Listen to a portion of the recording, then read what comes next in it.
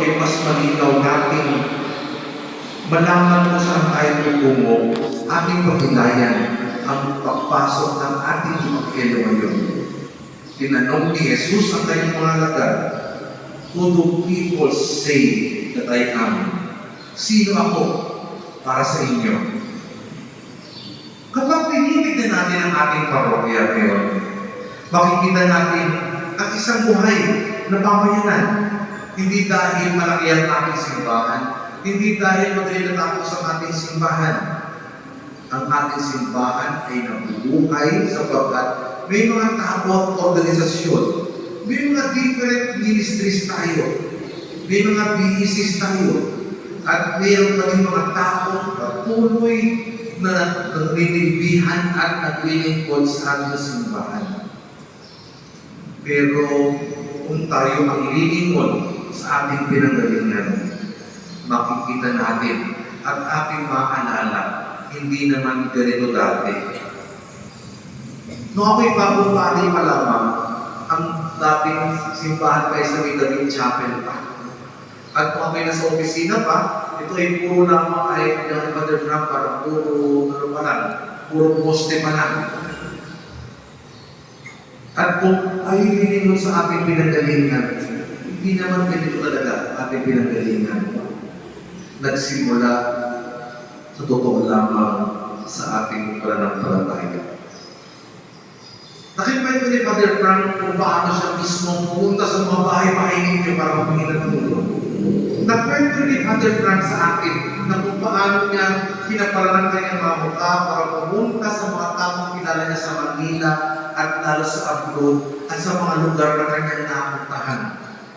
At lalong higit, humingi rin siya ng tulong sa ating obispo. Nagsimula ito sa pananampalataya. At sa mga taong tulad ni Pedro ay sumagot, "Ikaw ang Kristo, ang anak ng Diyos na buhay." Ating lalakanin sa ating pagdiriwang ng ikapitong taon ng dedication ng ating simbahan, ating lalakanin si Father Frank, sapagkat hindi madali ang sinimulan ni Father Frank, hindi madali ang sinimulan ng mga PTC at mga leaders na nagsimula dito. Hindi madali ang sinimulan ng mga taong nagsimulang tumulong, makibahagi sa pagtatayo ng simbahan ito. Kasama ang mga unang pastoral leaders, mga coordinators, ang ating mga PEC. Isa lamang ito sa mga taong nagpapakita na nag-alay ng kanilang buhay, oras, lakas, at pagod. At ganoon din, hindi kami pupunta rito sa Pangasinan kung hindi kami inibitahan ni Bishop Sok. Sapagkat sabi ni Mother Sok, kung sisimulan man ang mga pari dito ng Vincentians, dapat si Father Frank ang mauna. Sapagkat si Father Frank ay pari na, si Bishop Sok ay seminarista pa lang, nung obispo pa o nabubuhay pa si Cardinal Sin.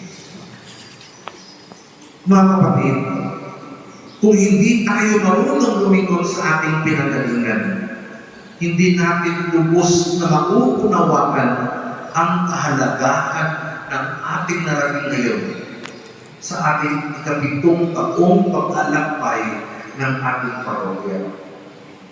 Muli sa Ebanghelyo, sinabi ni Jesus kay Pedro, "Ikaw, Pedro, at sa ibabaw ng batong ito ay itatayo ko ang aking simbahan." Pansinin natin, hindi sinabi ni Jesus kay Pedro na itayo ko yung simbahan. Bagkus sinabi ni Jesus kay Pedro, "Ikaw, Pedro, at sa ibabaw ng batong ito, itatayo ko ang aking simbahan." Kapag lumilingon tayo sa ating kasaysayan ng pinagmulan, hindi lang ito nakikita kung gaano tayo kasipag. Nakikita din natin kung gaano kabuti ang Diyos sa bawat isa sa atin. Oo, may Father Frank na masinasig. Oo, may mga leader na